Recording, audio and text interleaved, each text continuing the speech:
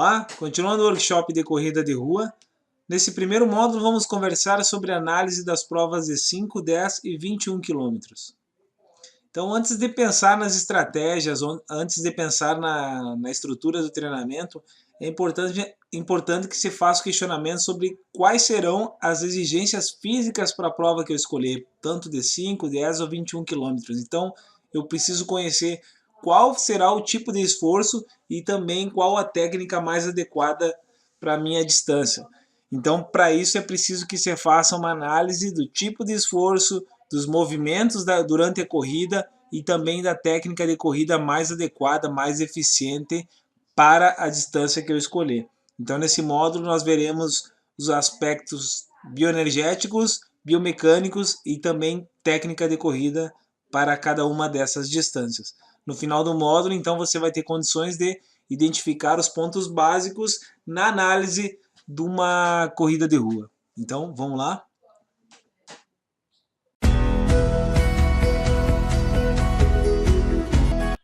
Aspectos bioenergéticos. Então, quando falamos em análise da bioenergia, estamos falando da produção de energia. Então, para um exercício físico, para uma atividade física, haverá contribuição dos três sistemas de produção de energia. Porém, dependendo do volume, ou seja, da distância e da intensidade da minha prova, eu vou ter uma predominância de um sistema energético. No caso das 5, 10 e 21 quilômetros, o sistema aeróbico vai ser o principal sistema de produção de energia, com uma contribuição importante do sistema lático. Por que é importante saber isso? Porque vai determinar qual o sistema que eu devo desenvolver, qual o sistema de produção de energia mais importante para essa prova. Então, o meu treinamento tem que ser direcionado para desenvolver o sistema aeróbico. Além disso, saber, em função do sistema mais importante de energia, vai definir quais são as qualidades físicas intervenientes, ou seja, aquelas qualidades que terão uma relação direta no meu desempenho. Qualidades físicas intervenientes. Resistência aeróbica é imprescindível, resistência anaeróbica é importante e resistência muscular de braços e pernas também é importante. Cabe destacar que essas duas primeiras qualidades fazem referência à produção de energia, o que vai sustentar o exercício, e a resistência muscular localizada faz referência à preparação das estruturas de músculos, ligamentos e também articulações envolvidas na corrida. Braços ajudam na coordenação e membros inferiores são fundamentais para manter a qualidade e a resistência da corrida e tem relação direta com o desempenho nas provas. Análise biomecânica. Então, quando se fala em análise biomecânica, a gente está falando da análise dos movimentos envolvidos na corrida. Então, fases da corrida é cada etapa do exercício de correr. Temos aqui a fase de apoio, que é caracterizada pelo contato do pé no solo, a fase de suspensão, que é a fase aérea, que termina numa nova fase de apoio. Essa sucessão de movimentos vão se repetindo ao longo de todo o exercício. Então, por que é importante analisar a biomecânica da corrida? Porque vai me permitir identificar os erros em cada fase, também alguns vícios posturais e aplicar os exercícios educativos ou exercícios técnicos para a correção desse movimento, porque isso vai melhorar, vai me ajudar a ter uma qualidade e uma economia de corrida. Então, a corrida é uma sucessão de saltos. Eu preciso manter a qualidade desses movimentos para ter um resultado mais adequado, porque não adianta eu treinar o condicionamento aeróbico, enfim, procurar desenvolver a capacidade cardiopulmonar sem me preocupar com a qualidade do movimento. Uma solução para isso é filmar um trecho da minha corrida ou pedir para alguém que alguém filme ou eu instalar uma câmera de maneira que eu visualize a minha maneira de correr, que naturalmente eu vou identificar, isso não está certo, ou isso eu posso melhorar.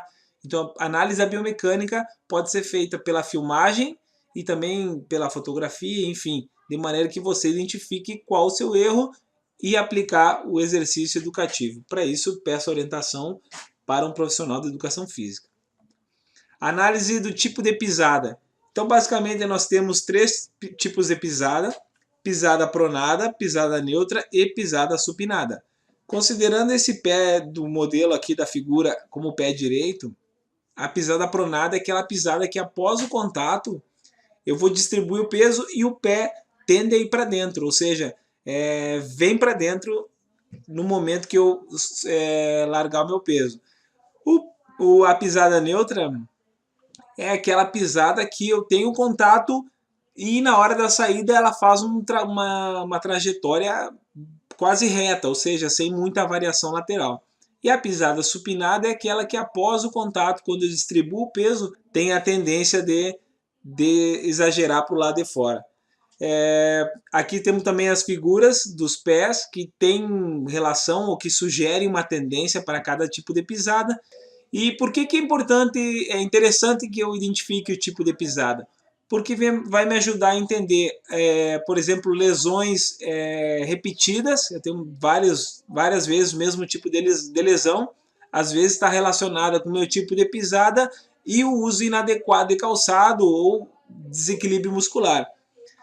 Isso também vai me ajudar na escolha do tênis. O tênis ele tem que ser escolhido em função de ser o mais adequado para o meu tipo de corrida, tipo de pisada e, logicamente, o meu peso. Então, se eu for mais pesado, eu vou exigir um amortecimento um pouco maior. Mas a principal característica é se ela é adequada para o meu tipo de pisada. Então, quando for escolher o tênis, não se preocupe e não pense que investir mais, gastar mais, vai ser o tênis adequado.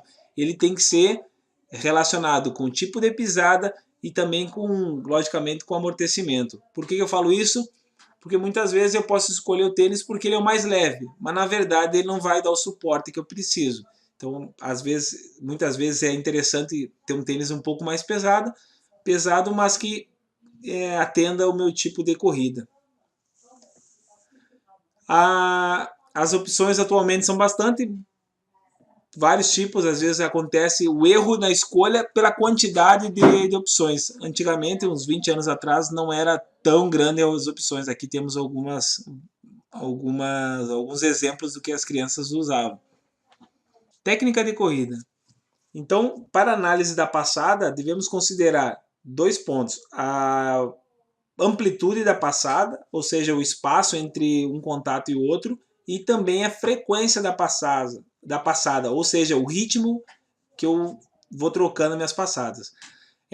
Para amplitude, geralmente a distância, o tamanho da passada tem relação com a estatura. Então, atletas mais baixos, corredores mais baixos, eles têm a tendência a ter uma passada mais curta. E atletas mais altos, ou corredores mais altos, têm a tendência a ter uma passada maior. Parece meio óbvio, mas é comum a gente encontrar, assim, visualizar corredores na rua que acabam tendo erro no tamanho da passada e compromete toda a corrida. Então, descoordena muito porque eu exagero na passada ou tenho uma passada muito curta. Além disso, a frequência vai ser escolhida muito em função da minha distância. Então, corredores de 5 quilômetros procuram ter uma passada que permita uma velocidade maior. Nem sempre vai ser mais econômica. Então, frequência e amplitude de 5 quilômetros vai ser mais procurando a velocidade ou um ritmo mais intenso, diferente da prova mais distante, que é 21 quilômetros, que eu tenho que procurar uma relação entre frequência e amplitude que ela seja mais econômica para mim. Na prática, o que vai ser? Se eu quero completar uma prova de 21 quilômetros, eu tenho que treinar uma passada mais econômica, ou seja, que eu me sinta mais confortável, porque economia de corrida tem a ver muito com conforto durante a passada, ou seja, eu me sinto confortável naquele ritmo, é muito provável que seja minha passada mais econômica, minha frequência, meu ritmo mais econômico. Isso vai permitir que eu termine a prova de 21 quilômetros. Mas se eu estou procurando melhorar meu tempo nos 5 quilômetros, por exemplo, eu vou procurar uma passada que eu consiga manter um ritmo mais forte. Não vai ser mais econômica, mas a chance de eu quebrar numa prova de 5 quilômetros, eu posso completar a prova, diferente se eu quebrar a de 21 quilômetros. A chance de não completar é muito maior. Escolha da passada tem a ver com o tipo de corredor e o meu objetivo na prova que eu escolher. Postura durante a corrida. Então a postura é a posição do meu corpo na corrida. Ela tem que favorecer a minha corrida e não atrapalhar. Então essa figura da direita é a postura indicada ou mais próxima da ideal. Para analisar a postura, então a gente tem que identificar 3 pontos básicos: a posição da cabeça, posição do tronco e tensão muscular do corpo inteiro, porque isso vai mostrar possíveis pontos onde eu estou contraindo demais e perdendo energia. A posição da cabeça ela deve ser naturalmente inclinada, ou seja, não muito para cima nem muito para baixo. É uma maneira fácil de uma técnica é visualizar um ponto à frente, uns 15 a 20 metros, porque isso naturalmente vai manter a cabeça na posição correta. E o tronco deve estar levemente inclinado, porque isso vai favorecer um desequilíbrio que ajuda favorece a transição de uma passada para outra. Tensão muscular.